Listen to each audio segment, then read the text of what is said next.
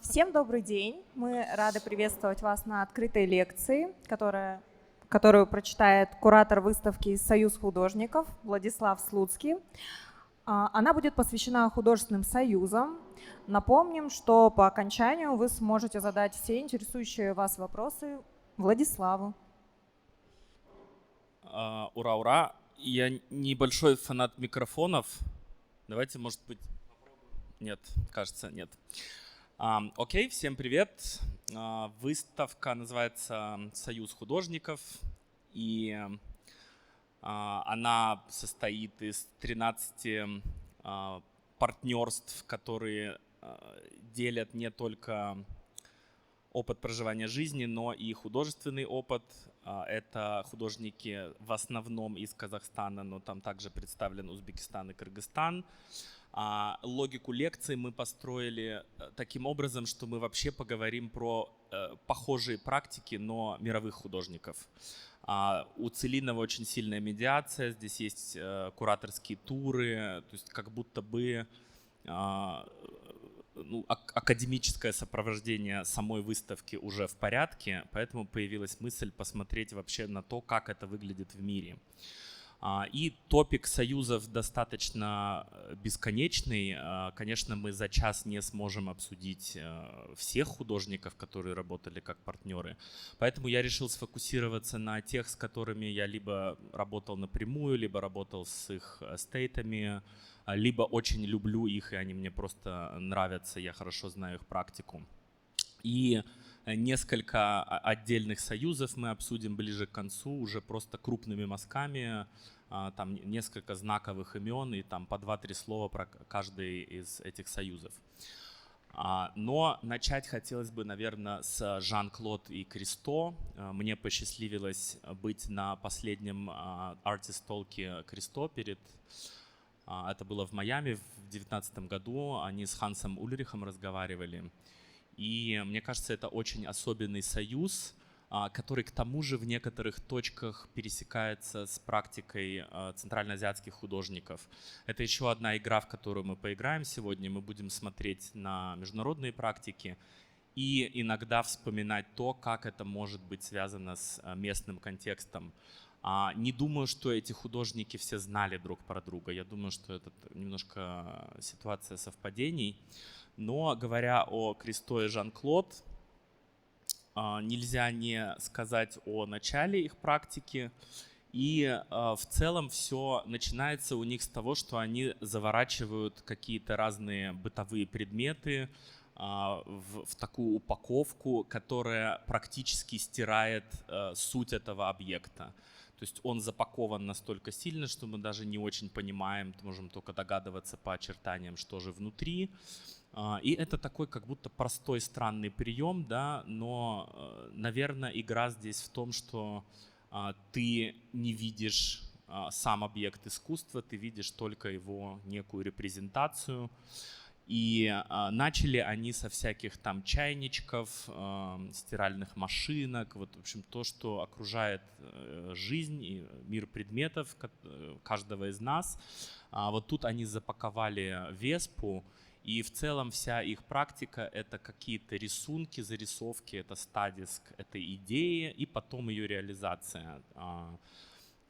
Мы знаем потом, что это вырастет в огромные такие масштабные проекты, когда они заворачивают дома, но первые попытки это примерно так выглядит.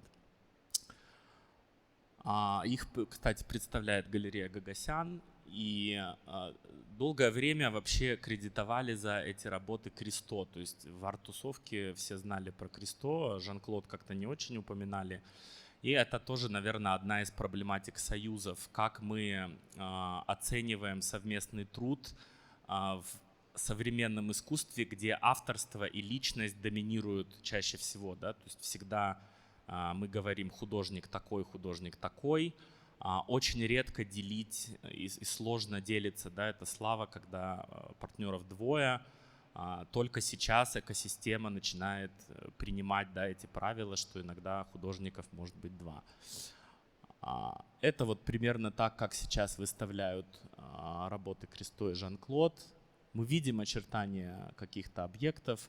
И тут, мне кажется, у них есть интересная перекличка с Воробьевыми, которые вот тоже обсессивно пишут там, чайнички Елена, какие-то предметы быта, вилки, лампочки, мухи.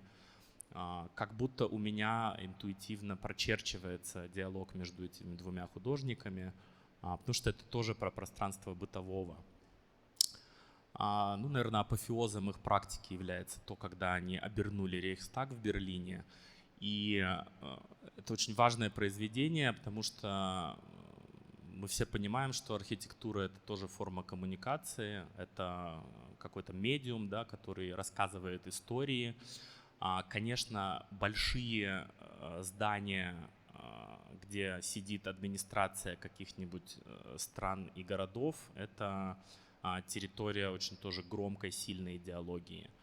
И когда Кристо и Жан-Клод выключают это целое здание, да, из текстуры города, из его ландшафта, наверное, главным образом они лишают этой медиативности здания. То есть больше оно нам ничего не рассказывает. И у Виктора Гюго есть классная глава в Нотр-Дам-де-Пари, она называется «Смерть архитектуры», и там очень есть интересная мысль, что мир рассказывает истории и запоминает себя через архитектуру. Условно, ты пошел на войну, выиграл, поставил себе, вернулся в Триумфальную арку, и там на фризе видно, как ты выиграл. С изобретением станка Гутенберга тебе больше не нужно строить здания, чтобы рассказывать истории. Ты можешь их печатать. И книгопечатание в длинную деконструирует архитектуру и превращает ее в такой медиум без сообщения какого-то. Это условно можем представить там какой-нибудь небоскреб в Нью-Йорке, который тебе ничего не рассказывает, это просто ровное стекло, такое супрематическое. Или собор Парижской Богоматери, где тебе рассказывают библейские истории. Да? То есть эти соборы, дома, административные здания — это газеты того времени. Поэтому, мне кажется, то, что тут происходит, это попытка эту коммуникацию выключить. Ну, вообще, вот оккупация городского пространства, музейного — это очень важный топик для 70-х, 80-х в искусстве. Тут он берет просто какие-то баррели нефти использованные и тоже выключает кусок городской текстуры. Сейчас будет арт-базель в Катаре, и Гагозиан везет туда, угадайте что, как раз вот какие-то похожие бочки. Катар, нефть, Кристо, бочки, очень простая механика. Но очень важно, что искусство того времени осознает себя как некую территорию коммерческого, оно сопротивляется этой коммерциализации. И такие движения, как минималисты, ленд-арт, да, это для меня попытка оккупировать пространство коммерческого, сделать такое искусство, которое очень сложно выставлять, перевозить, продавать. И, конечно, Жан-Клод и Кристо занимаются чем-то подобным тут. То есть это искусство тотального, искусство некого вторжения, да, и такая реальность, которую немножко disturbed, перебивают, перебитая реальность. Они были единственными художниками в истории, которым разрешили сделать хоть что-то в Централ-парке. Это вообще такой сакральный для Нью-Йорка субъект. Там не разрешают делать никакие художественные интервенции. И тут, конечно, я всегда думаю о силе иррационального в искусстве. Каким надо обладать даром убеждения, да? Как нужно уметь разговаривать с условным мэром города, чтобы убедить их в том, что нужно по всей территории расставить тысячи вот таких вот ворот тотемов, да, порталов, через которые ты проходишь.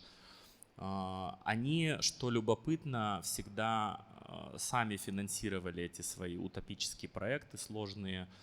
Причем механика этого фандрейзинга была такой, что они сначала делали зарисовки к этим проектам, реализовывали это через там всякие галереи, студию, и, набрав нужную сумму, там уже шли и делали вот этот большой сложный продакшн. Но для меня это такое блуждание, это тоже, наверное, способ остаться наедине с собой, способ побега из города, да, то, чем занимается ленд-арт. И они до сих пор остаются единственными, кто когда-либо что-то показывал из искусства в Централ-парке. Они идут дальше, да, они вот делают какие-то совсем иррациональные вещи, они обволакивают набережную, тоже упаковывают куски природы. И, конечно, только художник наделен вот этой странной силой, потому что ни у кого нет времени этим заниматься, никто не будет в современной экономике рациональной, там, ориентированной на эффективность и там, выше, быстрее, сильнее, да, вот какой-то мир у нас олимпийский последние годы. Конечно, только художник может вообще вот эти миры сотворять странные, нелогичные и требующие колоссальных усилий, денег, ресурсов, логистики, организации. Вот этот проект тоже очень важный. У них есть с зонтиками. Ну, это как бы для меня немножко диалог городского и периферийного. Вот 20 век мы мыслим как такое феномен, творящийся в городах. Это Париж, Нью-Йорк, Лондон, индустриализация. Это концентрация капитала, ресурсов и экспертизы в этих городах. Это очень вертикальные жесткие структуры, которые во многом выключают периферию и не дают ей должного кредита. У нас есть искусство музеев и high art, да, так называемый. Но все, что творится не в этом институциональном поле, то, что не архивируется, то, что сложно упаковать в хранилище институции, оно во многом было не замечено искусством 20 века. И мне кажется, когда мы видим вот такую странную оранжевую штуку, которая разрезает ландшафт, да, монументальную, это в каком-то смысле институциональная критика, это в каком-то смысле попытка мыслить искусство вне стенах этих белых коробок, там, этой красивой архитектуры.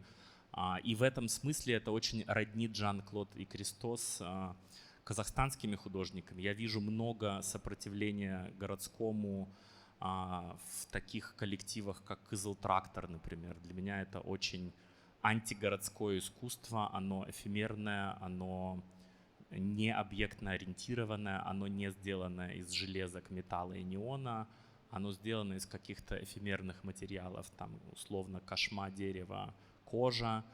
И я еще нахожусь в некотором размышлении об этом, но вот как будто это попытка все-таки противопоставить себя городской экосистеме. Они делали вот такой проект в Майами, и это тоже, да, оборачивание природы. И когда я был на том толке, один умный журналист спросил Кристо: а помните, вы у нас тут в городе кое-что делали в 80-х? И тогда, к сожалению, очень много погибло птиц краснокнижных, которые гнездились на этих островах. Но и как бы экологическая повестка, зеленый дискурс в 80-х находился, конечно, в другой точке. То есть мы все еще не совсем понимали, что мы делаем с планетой Земля. Он извинился и сказал: да, сори, мы не знали просто, что наше произведение сделает так, что птицы не смогут там доходить до этих набережных. Странноватая отговорка, конечно, но вот тоже, наверное, про то, что художник, он не всегда идеален, да, он не знает, наверное, ответы на все вопросы, тоже совершает ошибки какие-то, но важная работа там во всех учебниках вот, по ленд-арту, минимализму, но есть вот у нее такой неприятный след в истории. И вот это последний проект Жан-Клода и Кристо, когда после уже ее смерти это сделали в Париже. Все их монументальные проекты длятся не более 2 недель. Это тоже важный момент, потому что ты вкладываешь колоссальное количество усилий, чтобы создать вот эту точку в пространстве времени, когда человек может это почувствовать. И это никогда не произойдет снова. То есть, конечно, останутся какие-то архивные материалы, документация, но ощущение момента и твоего присутствия в нем — это абсолютное условие Жан-Клод и Кристо. И, наверное, поэтому это не делают там на полгода, да. У тебя есть короткий промежуток времени, если ты действительно хочешь, ты туда летишь, если не хочешь, не можешь, извини, ты это пропустил. Продакшн этой работы стоил около 14 миллионов евро, и здесь тоже, наверное, проступает величие художника, потому что найти на что-то такое деньги, убедить инвесторов, фандеров, городские власти выключить самый большой такой имперский центральный символ Парижа, да, после, наверное, Эйфелевой башни, это дорогого стоит. И вот эта воля и потенциал к переменах, он в художниках очень сильный. Ни один человек, не обладающий художественным мышлением, был бы не способен на это. Это не пришло бы ему в голову, это было бы невозможно там доказать, убедить, найти соратников, союзников этого. И меня как-то всегда поражает вот этот потенциал перемен художников. Дальше мы поговорим коротко про Джексона Поллока и Ли Кразнер. Это абстрактные художники, которые работали в Нью-Йорке примерно с середины 40-х, с начала до 60-х, 70-х, самые активные годы. И они тоже, наверное, такой иллюстративный союз того, как в 20 веке эти системы иерархии распределялись внутри самого важного для культуры города мира, это Нью-Йорк. Тут мне просто показалось интересным, что для меня это очень похоже на Алмагуль Минлибаеву. Вот там висит ее несколько работ из периода, конечно же, гораздо более позднего, то есть между ними порядка 30 лет разницы. Но это застывшая музыка, от этой живописи есть какой-то ритм, это какой-то джаз, да, музыка самая абстрактная форма искусства, поэтому абстракционисты очень любили вот эти спекуляции вокруг там, того, как звук становится цветом, там синестезия у Кандинского и так далее. Но для меня вот это очень похожие вибрации с тем, что делает Алмагуль. Причем, конечно, мы должны понимать, что в то время поток информации очень ограничен. Советский Союз осторожно относился к абстрактному искусству, а Китай, например, вообще коммунистическая партия Китая запрещала абстрактное искусство. То есть это было плоть от плоти антисоцреализм, это было идеологически принадлежало к либеральному крылу, и они вообще думали, что там злые американцы зашивают какие-то сложные сообщения, что вот сейчас мы выставим Франца Кляйна, а потом Пекин возьмет и восстанет в связи с этим. Забавная такой бэклэш, да, что сейчас наоборот Китай является одним из самых больших покупателей абстрактного искусства, потому что оно не политическое и оно не способно к критике ситуации. Но тогда это плоть от плоти американская идеология, и они ее не касались. Однако сложно утверждать, там, знала ли Алмагуль про эту серию Поллока или нет. Возможно, да, возможно, нет. Но вот как будто из похожих мест это. И посмотрите, что делает Ли Кразнер примерно в то же время. Это очень модернистское, наоборот, строгое, архитектурное, с четкими линиями произведение, которое вообще не джаз и не музыка и не эмоция. Это скорее скрупулезное вот это формалистское исследование того, как у нас линии сочетаются с цветом, работает ли это все вместе. И на самом деле эти люди изобрели для нас во многом 21 век. Мы потом видим сочетание этих цветов из абстракционистов там в коллекциях Этро, в интерьерах. То есть, если бы я был молодым дизайнером Dior, и мне надо было бы там за ночь придумать какое-нибудь классное сочетание цветов, я бы загуглил просто там Марк Ротко, Альбертс, Мазервелл, Фрэнкенталер и айпикером бы подобрал там, что сочетается. Я уверен, эти люди так делают. Но это не просто какие-то цветные пятна, да, это предвосхищение нашего визуального языка. Потом мы будем носить эту одежду, ездить в этих машинах, да. Я уверен, что вот и Баухаус, и абстракционисты, они многое сделали для мира, в котором мы живем. Ну вот тоже Поллок, который такой немножко живой, дышащий. и очень структурированная, четкая Ли Кразнер. Что я пытаюсь сказать, что абстракция абстракции рознь, да, муж и жена оба работали в одном стиле, в смысле в одном движении, да, но это совершенно разные языки, сложно сказать, кто на кого влиял, но что мы можем наверняка сказать, это то, что именно благодаря Ли Кразнер наследие Поллока вообще сыграло. То есть именно она была той интеллектуальной единицей, которая потом занималась его архивами после смерти, его эстейтом.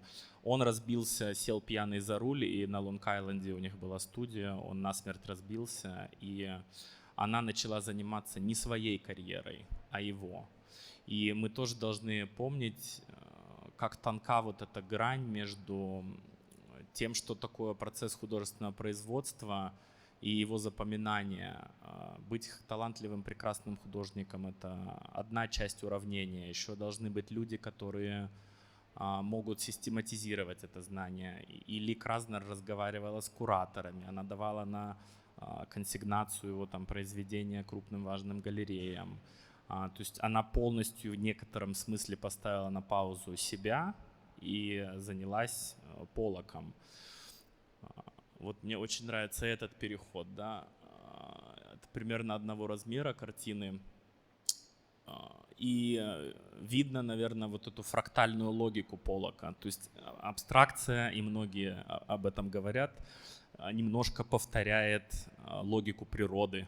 Нам почему так приятно смотреть на все эти произведения, потому что есть классная документалка, там группа математиков попыталась алгоритмизировать природу, да, как мы можем в цифры переложить гармонию, которая приятна глазу. И, в общем-то, одно из правил — это золотое сечение, это вот эти закручивающиеся спирали. У всего есть определенная логика математическая. И когда ты раскладываешь на фракталы Джексона Поллока, он тоже преследует похожую логику. Ты можешь взять, например, 1 сантиметр покрасочного слоя с этой картины и можешь взять метр. И у тебя примерно сочетание цветов и формы будет одинаковым. Там, подобно тому, как мы смотрим на ветки деревьев, и там тоже как-то нам хорошо и здорово. Думайте об этом как о ветках с деревьями. Я был у них в студии на Лонг-Айленде, и очень забавно, что Поллок стоит, там у него рекорд, по-моему, 114 миллионов, 200 миллионов долларов. И поскольку он на полу писал, они не стали трогать пол, и ты до сих пор можешь ходить по этому деревянному полу, а там остатки многих вот этих полотен, этот пол справа. И посмотрите, как он работает, и она за ним присматривает так. У нее, видимо, с ответственностью было получше, но он был несистемный, сложный, конфликтный, неприятный человек. Поллок был тем парнем, которого вы не зовете в пятницу вечером домой, когда собираете друзей, потому что он наблюет вам на ковер, сломает вазу и со всеми поссорится. Важно ли это в карьере? Сложно сказать, да. В 20 веке есть такой миф о сложном непоседе художнике, который непонятый гений. В 21-м уже нет.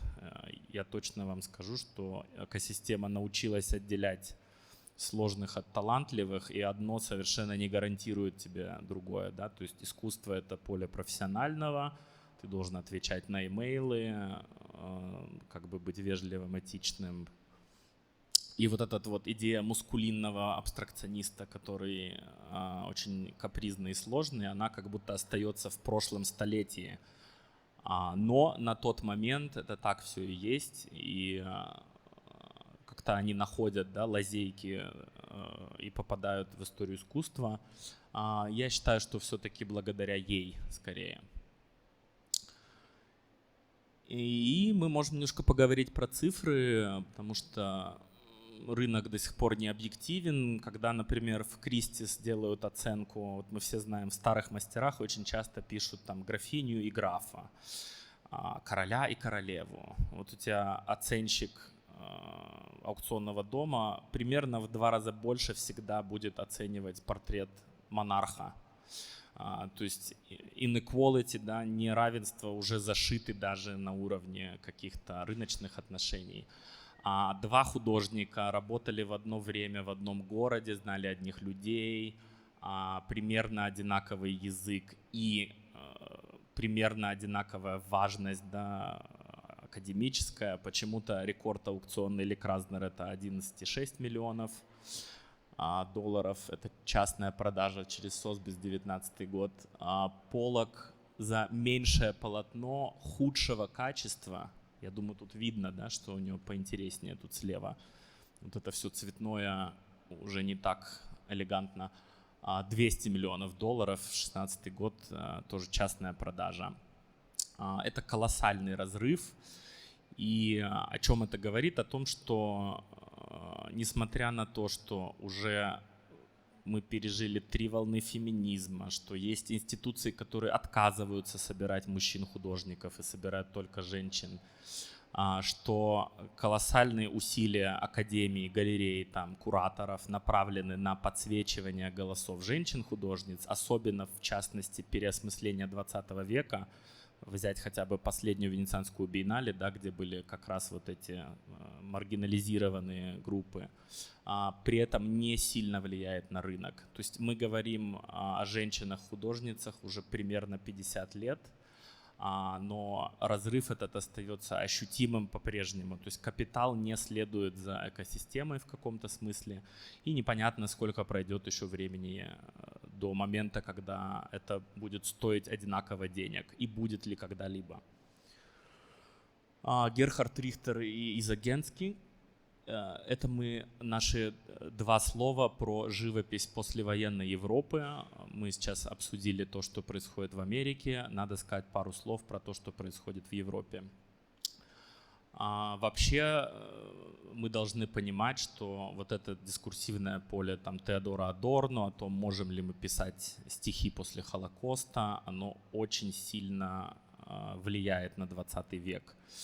И результатом этих послевоенных травм является рождение там, Бойса, Кифера, Георга Базелеца и, конечно, Рихтера. Это по-прежнему живописцы первого эшелона, да, в мире.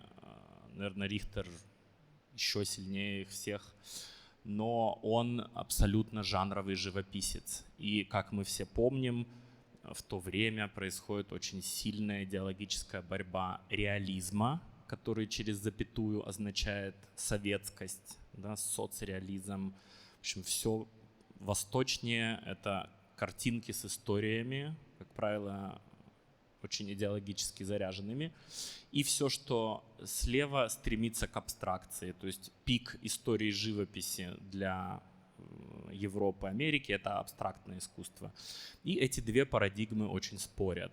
Они очень осознают, что такой кэмпизм, ты либо с теми, либо с теми. И Рихтер один из немногих художников, который решает преодолеть эту ситуацию. И он начинает писать прямо жанровые вещи. У него есть ландшафты, натюрморты, портреты, да, то, чем живопись является с момента ее зарождения. Это вот всякие культурные деятели, если я не ошибаюсь, из коллекции Магба.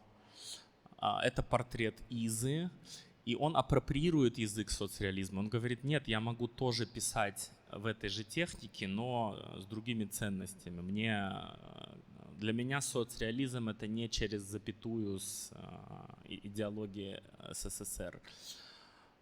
Вот это, да, абсолютно тоже старейший сюжет в живописи, «Мементо Мори». Мы видим эти черепа еще там у Ван Эйков и много где еще. Свеча, да, как метафора живописания. Свет в искусстве, в живописании очень важен, да, там, особенно после импрессионистов. Когда мы видим какой-то источник света на полотне, это, конечно, он нам говорит о том, что я тут, чтобы делать живопись, и я умею это делать. В целом свет в искусстве всегда носил некий сакральный характер, да, то есть вот эти лучи, с которыми Бог проникает в соборы, По сути, первая работа, где свет — это не сакральное и не доброе, это расстрел революционеров Гоя, где просто направлен прожектор на тех, кого сейчас убьют. И это первый пример в живописи, когда испанский художник, свет — это не сакральное, это не Бог, это не хорошо, это что-то плохое. Потом Пикассо тоже забирает эту идею для Герники. Та лампочка, которая посередине полотна висит, она тоже электрическая, и она подсвечивает какую-то несправедливость и боль. Но так в целом свет — жизнь, скелет — тьма. Посмотрите на эту работу. Это 73-й год, и она сейчас выставлялась в фондасьоне Луи Виттон в огромной ретроспективе Рихтера, 3 этажа всех его работ. И для меня это язык фотошопа, это цифровая вселенная тоже, которая скоро будет. То есть человек пишет пиксели за 30 лет до появления пикселей. Он пишет, она выглядит так, как это мог бы любой молодой художник вчера сделать. То есть это очень свежее, абсолютно неприродное сочетание цветов, вот какое-то уже неоновое, неестественное, но при этом очень гармонично работающее друг с другом.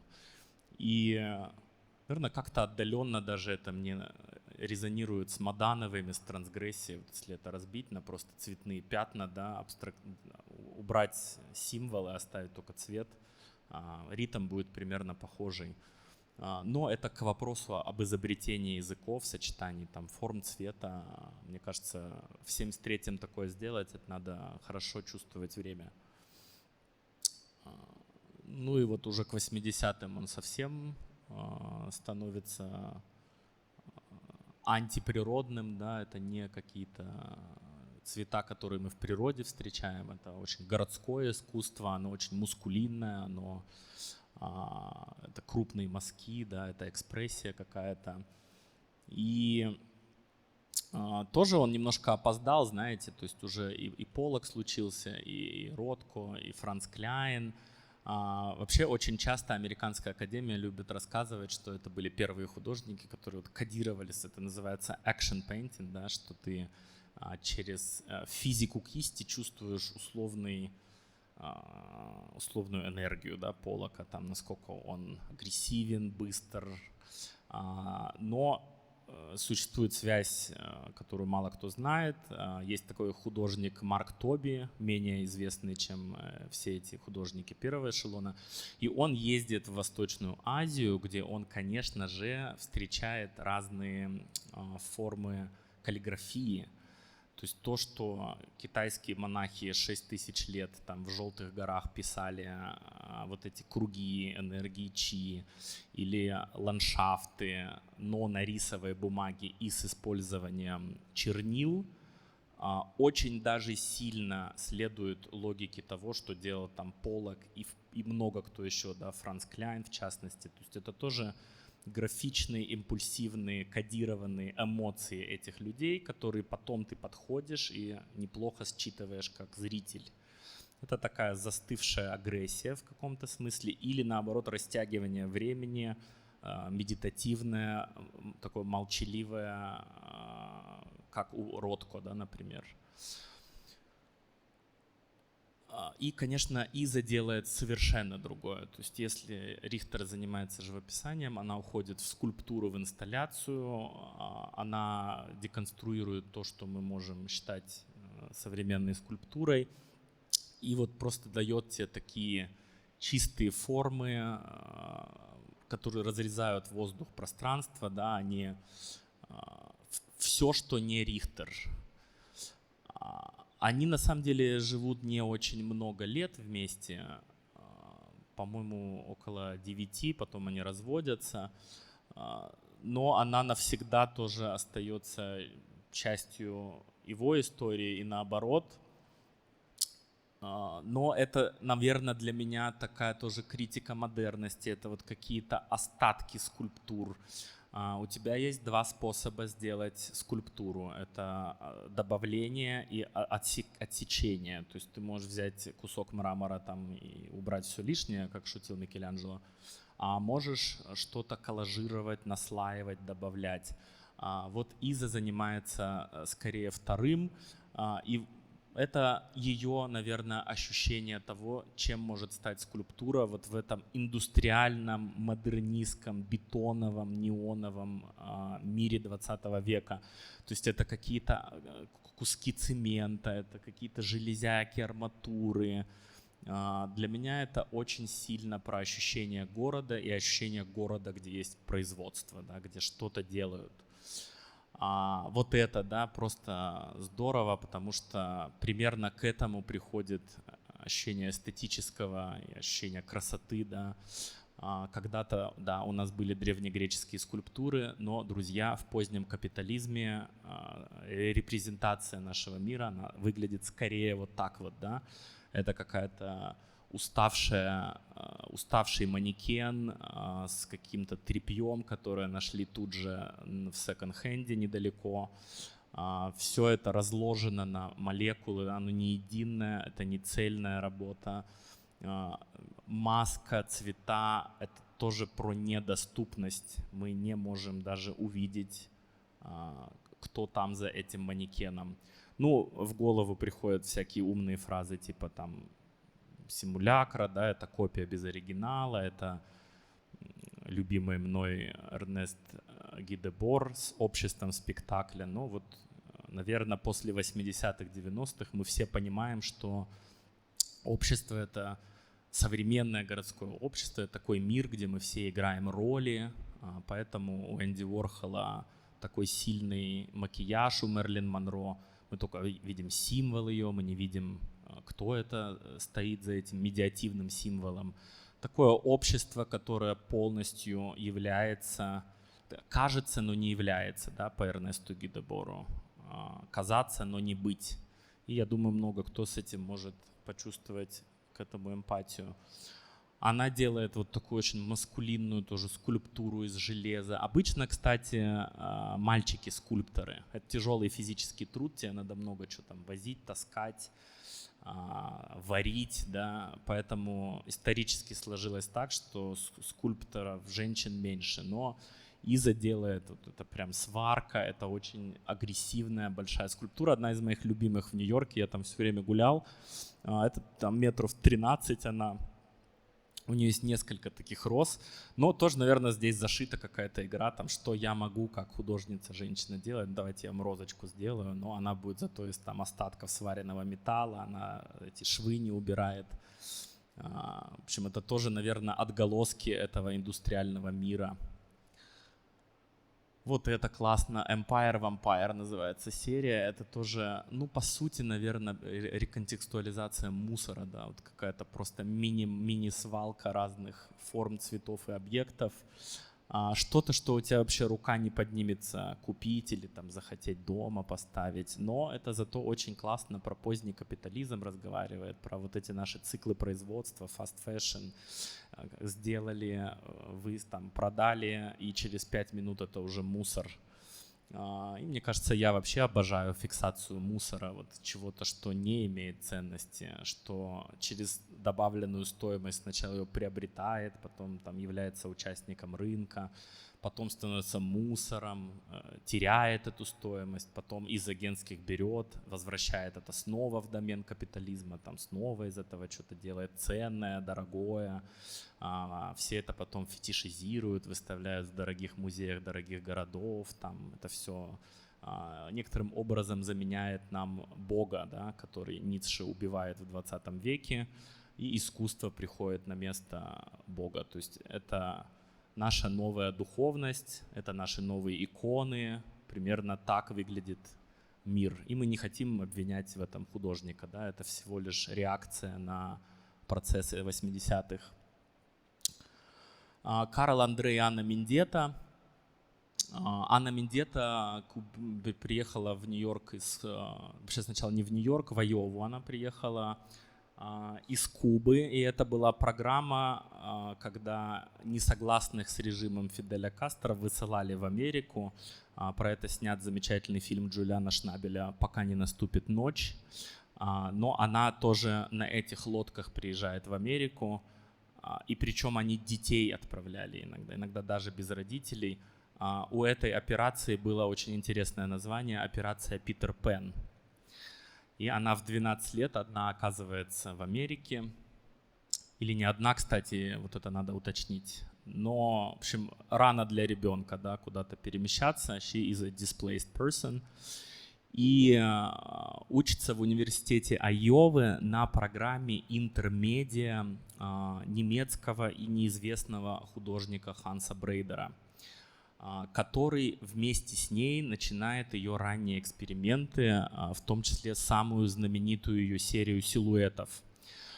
И это тоже, мне кажется, ловко бьется с вот этим дискурсом про город и антигород. Это какое-то искусство, которое сделано фундаментально не в городском пространстве и очень малыми ресурсами. То есть, мне кажется, то, что объединяет ее и условную Центральную Азию 90-х, это то, что ты должен изобретать историю из ничего. Вот прям у тебя современное искусство из палочек и веточек. И наши художники преуспели, а у латиноамериканского поля очень много общего с Центральной Азией, да, как и у Африки, у Южной Азии. В общем, что ты делаешь, когда у тебя ничего нет? Ты используешь свое тело. И она вот идет в природу, да, в какие-то ландшафты и оставляет отпечатки себя. А Ханс Брейдер это все фотографирует. И я работал с его эстейтом, когда он умер, и мы с юристами очень много спорили и не могли определить, кто же автор, потому что по американскому правообладанию автор тот, кто нажал кнопку. Но нажал кнопку — это полдела, а что он фотографировал? Да, он фотографировал перформанс Анны Мендетты. И вот в этих легальных коридорах очень сложно теряться, потому что получается, что работа принадлежит там и тем, и другим.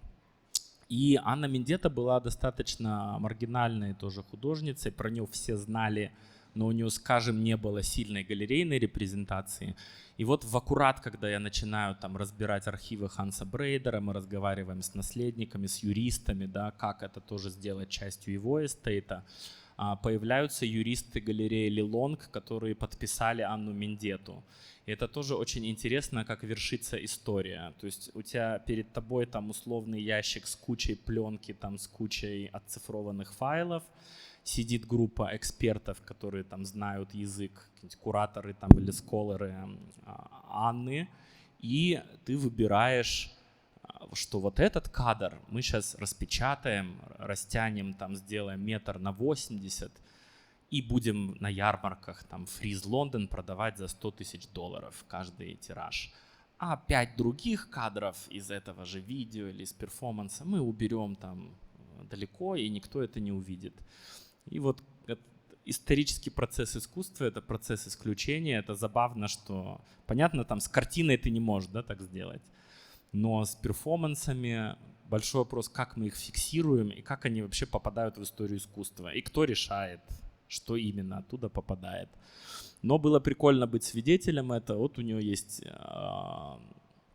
с глиной, да, работы, что, конечно, нам напоминает про глиняную комнату глиняного человека Хальфина, про Такыр Малдакула, да, то есть вот это тоже ощущение природного как вдохновления, оно очень много где прослеживается. Вот она жжет себя, да, то есть культура — это не только объектно ориентированная ситуация, но это еще запах, цвет, вкус, это другая сенсорика, которую с присутствием новых медиа и вообще с растущим влиянием новых медиа, на мой взгляд, будет увеличиваться. То есть скоро мы будем видеть все меньше и меньше объектов в музеях и все больше и больше какое-то подключение другой сенсорики. Там дым — одна из них. Почему вообще я разговариваю про Анну Мендетту и Карла Андре, а рассказывал вам про Ханса Брейдера? Ханс Брейдер был первым ее мужчиной. Он как раз был директором этой программы «Интермедиа». Потом они расстаются, она переезжает в Нью-Йорк, начинает встречаться с Карлом Андре, который такой абсолютный общепризнанный бог минимализма, один из его основателей. И посмотрите на этого брутального дровосека с бородой, да, который вот эту кубинскую художницу, они там начинают дружить, встречаться. Минималисты, как мы уже поговорили, занимаются оккупацией музейного пространства. Это самые дорогие квадратные метры в мире до сих пор. Убедить тогдашнего дилера, что давай я тут выставлю не картину и скульптуру, которую ты продашь, а просто напеку тебе там дощечек медных, и мы положим 4 штуки в центре, а ты уже иди и разберись, что ты потом с этим делаешь. Тоже всегда любопытно. Наверное, апофеозом этого дискурсивного поля является комната Земли Уолтера де Мария. Она тоже в районе 70-х сделана в Сохо. Вы до сих пор можете на нее посмотреть. Она уже там 50 с чем-то лет. И это просто галерейное пространство, полностью засыпанное землей. То есть Анна Мендета как бы сбегает из города в природу. Earth Room — это кусок текстуры природы, перекочевавший в галерейное пространство. Вот эта дихотомия город-антигород, природа-антиприрода очень важна. Понятно, что Андре занимается, конечно, городским искусством, да, то есть это площади, это какие-то кирпичи, это какие-то остатки блоков там строительных. Ну вот это в свою очередь мне напоминает немножко тоже Хальфина и вот эту идею пустоты, полноты, пулоты, диалог присутствия и отсутствия. Это, конечно, другое, да, это инсталлировано на полу. Минималисты, кстати, были первыми, кто активировал пол, то есть до них все, что на полу, это не искусство, все, что на стене, это искусство. Вот они в том числе немножко челленджат, да, вот это представление. А давайте мы перепутаем зрителя, может ли он ходить по моим работам. И, кстати, до сих пор мир разделен надвое. То есть Карл Андре сам утверждал, что можно ходить по этим дощечкам. И сейчас средний чек за такую работу примерно там 1 000 000 евро. И есть сумасшедшие до сих пор музеи и галеристы, которые говорят, ну, мы придерживаемся оригинальной авторской идеи, вы можете по этому ходить. Потому что Карл Андре так завещал. Но есть и те, которые уже вам скажут, ой, нет, сори, там страховщики нам запретили, но ты по 1 000 000 евро не стоит ходить, давайте лучше обойдите. И это тоже прикольный маркер того, там, насколько место, где вы находитесь, знает историю искусства и подчиняется ей. Вот такое он делал, да. Это 66-й год. Ну, то есть мы понимаем, что это тоже территория телесности, да, какой-то. Это вот у Анны Мендеты силуэты Сириус снаружи, а в городе вот тоже как будто пропорциональна форма человеческого тела, да, но редуцированная до какой-то просто там разложенных кирпичей. Вот с этим материалом прям я работал. Это как раз те видео, которые Ханс Брейдер снимал для Анны Мендеты. И на самом деле тут уже просто сила у кого какие юристы. Потому что когда мы начали там спорить с этими галеристами, а нет, а давайте посмотрим, может это совместное наследие, может будет какой-то фонд Ханса Брейдера и Анны Мендеты. Конечно, нам всем очень четко дали понять, что это будет либо война юридическая, и мы ее выиграем, либо вы сейчас расслабляетесь насчет роли Ханса Брейдера в жизни Анны Мендеты и вообще нигде, ни в каких пресс-релизах никогда это не упоминайте. И тоже это жестокость мира искусства. То есть, опять же, работали вместе примерно в одном контексте. Вот справа это прямо Ханса Брейдера работа без Анны. То есть тоже зеркала, телесность, аутдор. Но она в истории искусства, а он, к сожалению, не совсем. Он сделал очень классную штуку. Он купил всякие рисунки разных модернистов, типа Пикассо, Матисс, там, и я не знаю, кажется, это Клеи или Вальс. И он их разрезал, представляете? Прям порезал ножницами Пикассо и перекомпилировал. Но это чтобы тоже показать масштаб личности человека. Очень мало людей бы это сделали, потому что как минимум это уже стоило очень много денег. Ты можешь там продать Пикассо, а не разрезать его. Но, кстати, пару слов про то, как все грустно закончилось. У Карла Андреяна и Мендеты были очень токсичные, сложные отношения. Там весь Нью-Йорк смотрел, как они ругаются, ссорятся, мирятся. И в какой-то момент она выпадает из окна их лофта в Сохо, и вся тусовка Нью-Йорка до сих пор говорит, что он ее столкнул. Потому что соседи слышали крики, споры. Это все потом он в суде обставил, что это было самоубийство, и он ее не толкал. Мы этого никогда не узнаем. Хотя есть классный фильм «Анатомия падения» про похожую ситуацию. Но как будто бы все согласны с тем, что что-то там было не то, и она умерла. Он потом там прошел через ряд всяких судебных экспертиз и никогда не сел в тюрьму за это. Теперь быстренько по там тоже нескольким парам пройдемся. Это Эмилия и Илья Кабаковы. Тоже для меня художники очень близкие, наверное, к практике бытового. Они, ну вот это, наверное, такая самая знаковая история. 85-й год, да, то есть уже перестройка. И настолько тесно этому человеку внутри художественного сообщества, в котором он находится, что он просто вылетает в открытый космос из своей студии. Это просто обожаемая мной работа. Я ее видел в Кунстхале Базель. Кажется, это даже в коллекции Кунстхале Базель. Это расписание выноса мусорного ведра. И он берет какое-то дурацкое, наверное, объявление из подъезда, там, где все по очереди носят эти ведра, и превращает это тоже в живопись, да, то есть это огромная, написанная маслом, очень сложная работа, с которой он помучился, да, но это тоже перемещение вот из домена бытового, неважного, немедленного в домен бесконечности, да, и теперь это там часть каких-то крупных музейных коллекций. Ну, чуть-чуть вспоминается Сергей Маслов с его там инструкциями для выживания в Советском Союзе, вот какие-то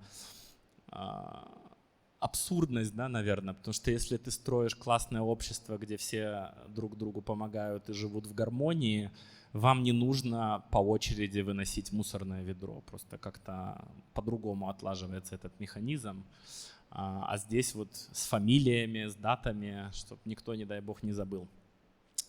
Очень похожая логика проектов, как у Жан-Клода и Кристо, тоже есть всегда работа на бумаге, зарисовка идеи и дальнейшая реализация. У них была потрясающая персональная выставка в Hirshhorn Museum лет, по-моему, 7 назад, где были только их паблик-арт проекты. И для меня это тоже про то, как ты можешь умно распоряжаться своими ресурсами. Да?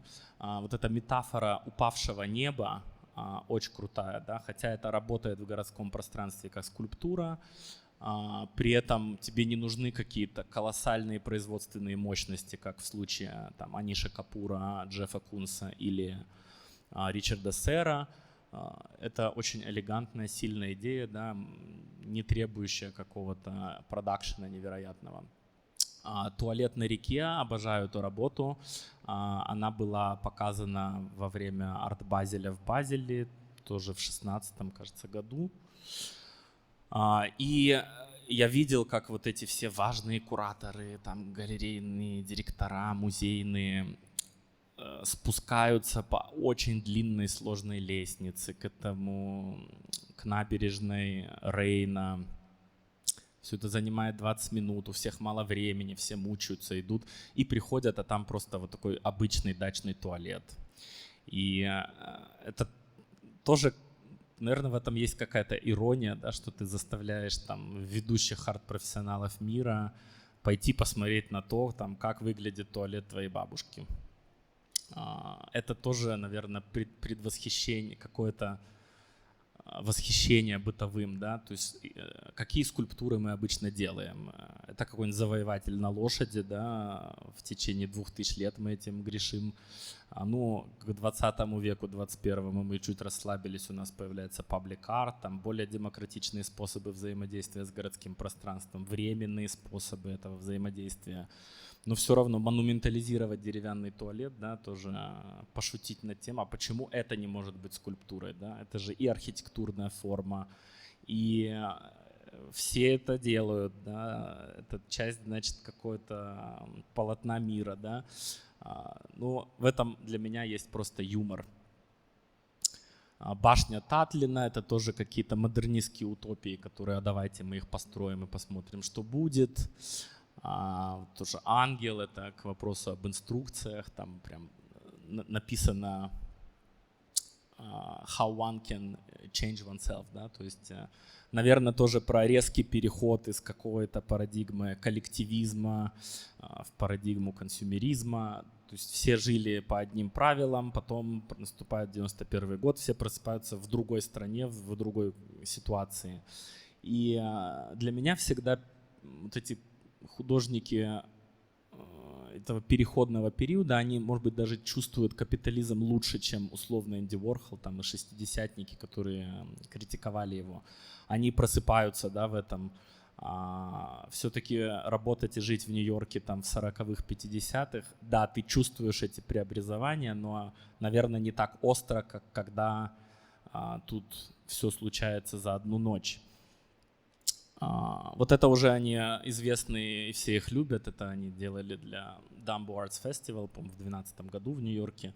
Но по ритму вот тоже как будто Мадановы, как будто Галым Маданов и Зауреш Терекбай немножко, потому что тоже атака семиотикой, атака цветом, логотипами, символами, да, какими-то. Очень понятно, что другое, там это лодка, она плывет.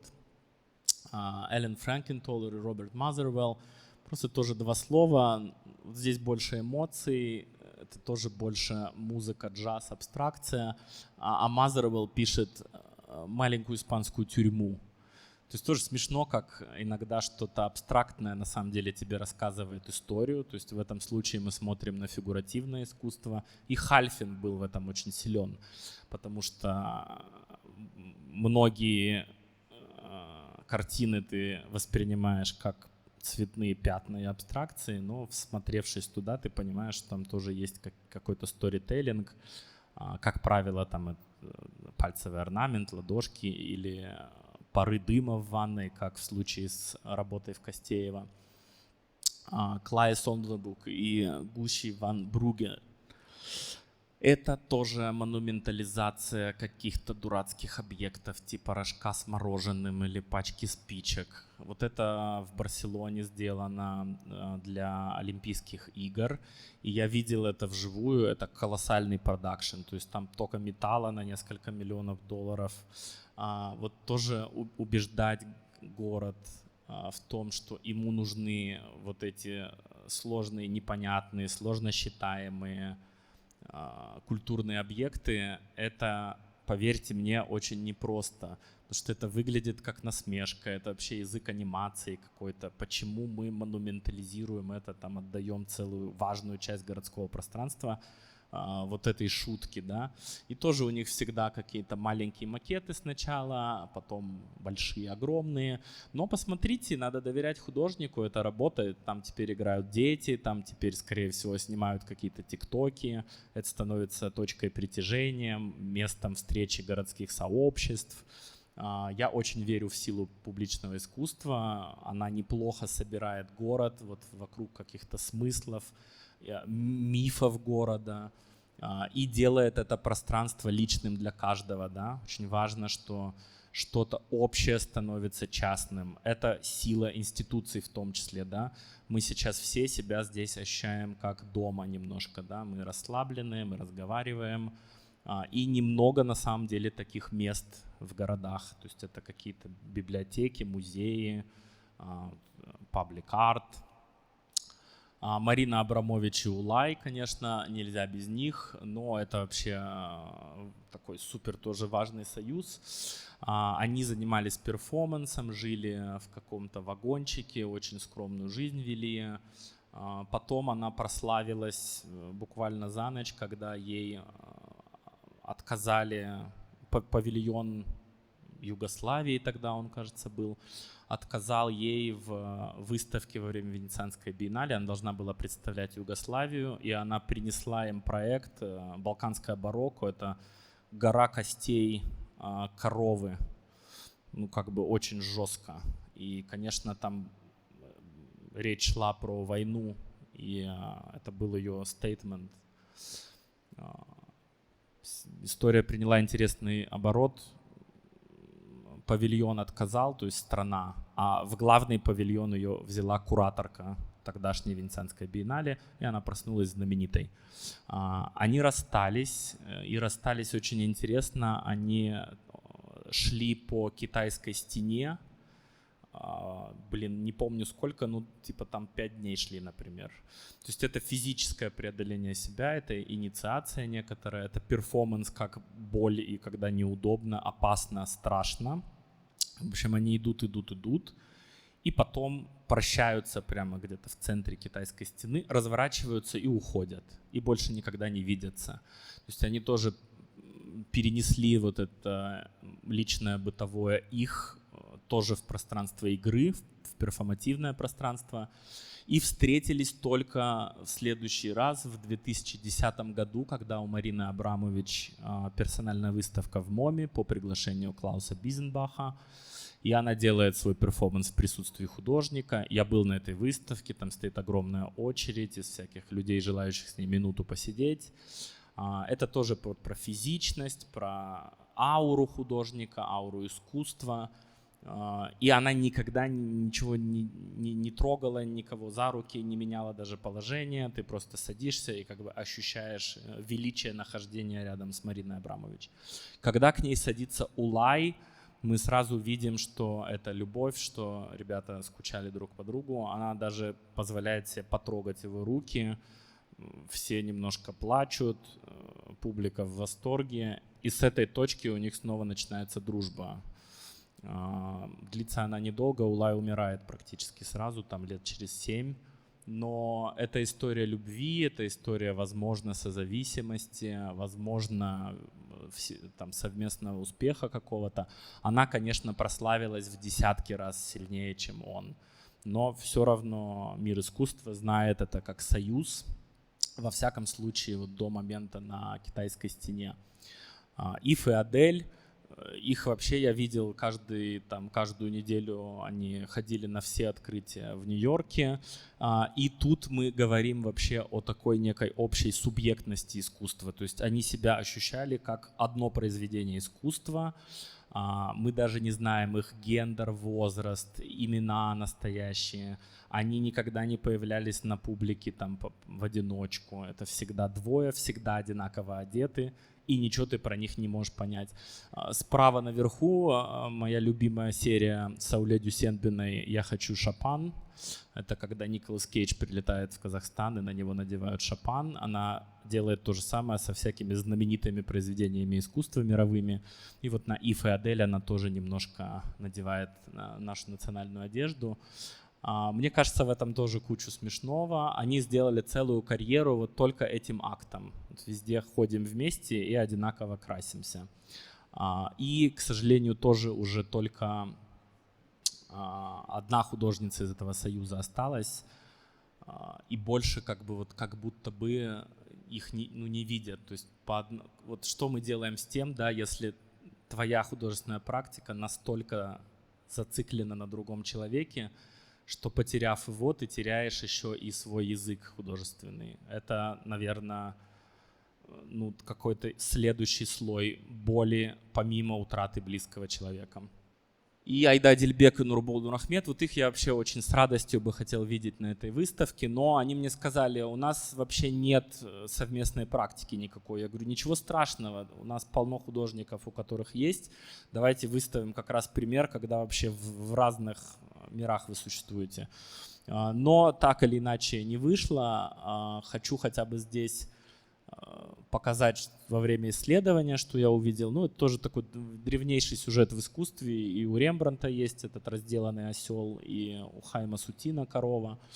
У Нурбола Нурахмета это тоже жертвоприношение, да, в каком-то смысле, и вот эта плоть живописи, которую он раскрывает. А потом я вспомнил, что Аида Адильбек на выставке «Акт творения» в 2017 году лежала вот в этом холодильнике, да, для мяса. И это был ее перформанс, это, по-моему, одна из первых ее работ. Очень такая странная, интересная, но даже когда художникам кажется, что у них нет никакого диалога, можно посидеть, посмотреть, и обязательно найдутся какие-то мостики. Но мне кажется, вот тут есть точка пересечения, хотя это очень разные языки. И все.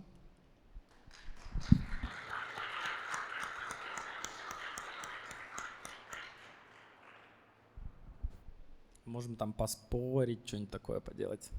Здравствуйте, Алексей. Да, если у вас есть вопросы, есть микрофон, который можем передать в зал. Я извиняюсь, меня зовут Даурен, я скульптор. Мои родители были скульптора, отец и мать тоже. Они сделали вместе, сначала учились, потом вместе делали монументальные памятники в Казахстане. И в их творчестве очень интересно было смотреть именно совместные произведения. Они вместе работали над большими монументами, то есть вот в Алмате, например, памятник на первого Алмате Алиби Джангильдину и памятник Сатпаеву перед политехом, который сейчас перестроили.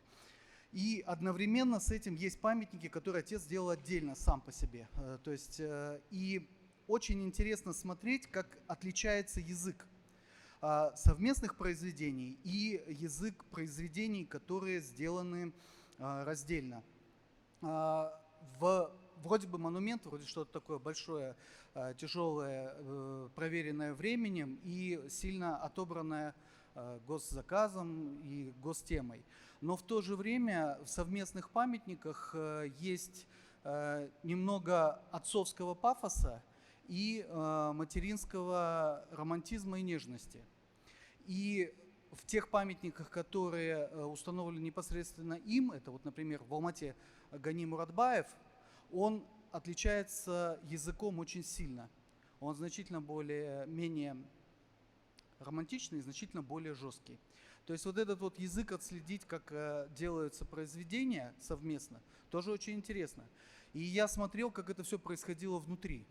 То есть зачастую родители делали одну и ту же модель, то есть отец лепил портрет в мраморе, да, вот он сейчас есть, а мать лепила этого же самого человека в этюд фигуративный, да, там метровку. И в обоих произведениях абсолютно узнается человек. То есть это один и тот же человек, но решенный абсолютно разными языками. В один и тот же момент, то есть позировалось это все одновременно. И выполнены в разных материалах, то есть в бронзе и в мраморе. И эти произведения раскрывают разную составляющую, внутреннюю составляющую этого человека изображенного. Что-то более нежное, что-то более жесткое, где-то там акцентированы одни вещи, где-то акцентированы другие вещи. И я в детстве смотрел, как это все именно рождалось. Рождалось оно все, как правило, в режиме ругани и, и больших разборок. То есть вплоть до того, что папа лепил, он уходил, мама приходила и начинала перелепливать. И они друг за другом вот так вот по кругу ходили. Потом они договаривались, кто что лепит и кто что не трогает. И это тоже было очень интересно. Вот. И самое трогательное, это как они отрезали возможности внутреннего вмешивания друг друга в творческие произведения. То есть вот в творческих произведениях она делает свои вещи, и его мнение ее абсолютно не интересует. Крутая история, потому что про похожие процессы у Воробьевых, например. То есть они мне рассказывали тоже там, она ночью доделает, он встанет утром, чуть-чуть подмажет, она встает, просыпается, злится, там еще сверху поменяет. Но на самом деле как будто бы это полезный процесс, да? То есть они всегда и критики друг для друга, и здесь тоже замешивается же эго, то есть где заканчивается там художник и начинается партнер. Это очень сложно. И надо, мне кажется, иметь прям какой-то третий глаз и третью оптику и дистанцию, чтобы вообще оставаться внутри этих коммуникаций как-то, наверное, хорошим, да, друг для друга. И в целом-то это 13 персональных выставок, то есть там из каждого из этих союзов, да, можно вытащить по отдельной персоналке, и в случае с вашими родителями, да, это всегда бесконечный колодец.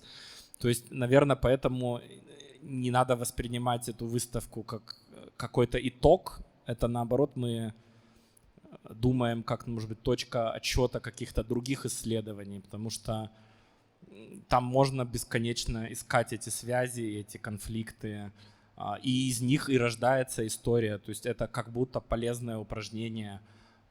Если бы все были в гармонии и держались за руки, это, скорее всего, было бы очень скучное искусство. А вот когда случается жизнь с ее всеми сложностями, да, это очень видно в искусстве. Видно, когда они спорят. И это на пользу культуре. Включено. Салем, Владик, Рахмет за твою лекцию. Я хотела спросить, насколько вообще кураторская концепция и сама выставка готова поднимать, наверное, многие грани, которые всплывают так или иначе на выставку, когда ты приходишь, потому что первое взаимодействие, оно, конечно, вызывает в тебе какие-то романтизированные чувства, наверное, и в некоторых союзах все-таки это чувствуется. Я бы, наверное, назвала среди них Женю Байгалиеву и Саяна, это где просто абсолютная, мне кажется, уместность. Это все у них идет по наитию, и не видно, и, по крайней мере, мы не слышали никаких таких историй. Но из твоей лекции, это уже, наверное, один из таких вытекающих ответов, но это все-таки художники, которые не присутствуют, и было сказано буквально пару слов об этом, но насколько ты как куратор, наверное, спрашивать институцию здесь как бы не к месту, потому что они не участвовали в создании кураторского нарратива, но насколько ты думаешь интересным подойти к этому вопросу, говоря уже, если прямым языком, что все-таки тут присутствует Лидия Блинова с Рустамом Хальфиным, и их известной работой, допустим, есть прекрасный видеоматериал Сауле Сулейменовой и Сюмбике Сюйменовой, созданный про их, так скажем, творческий союз.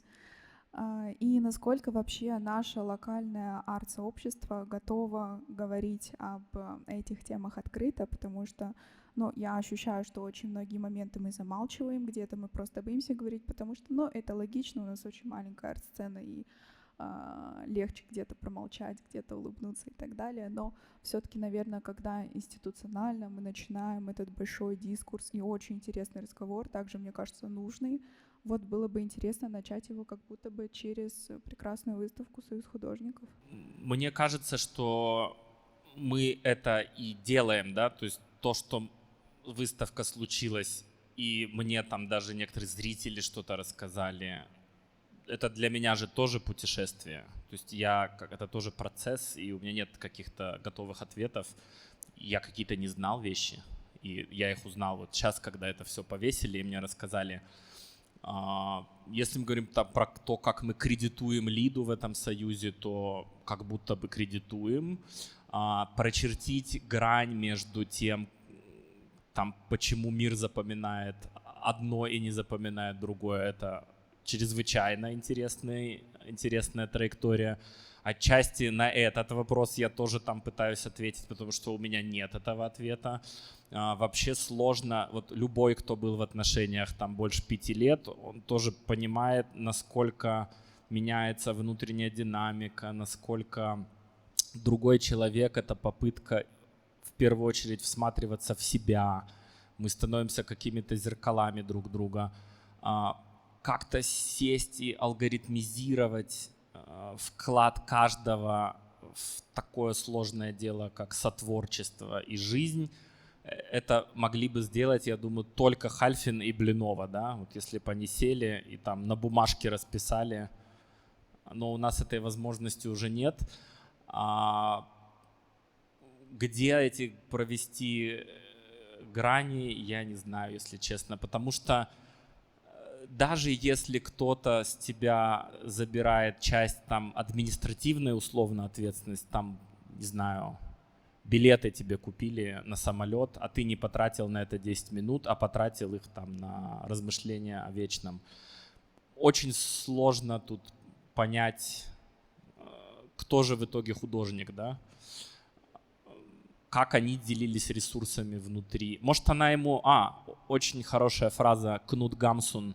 Один отдал все, и ему ничего не жалко было.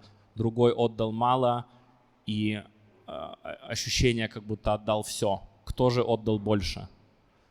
Вот мы не знаем в искусстве, кто же отдал больше.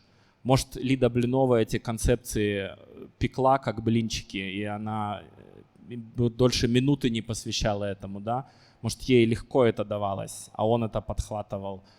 А может, наоборот, может, он эксплуататор, и она сидела, все выдумала, а он там пошел и снял сливки славы и символического капитала.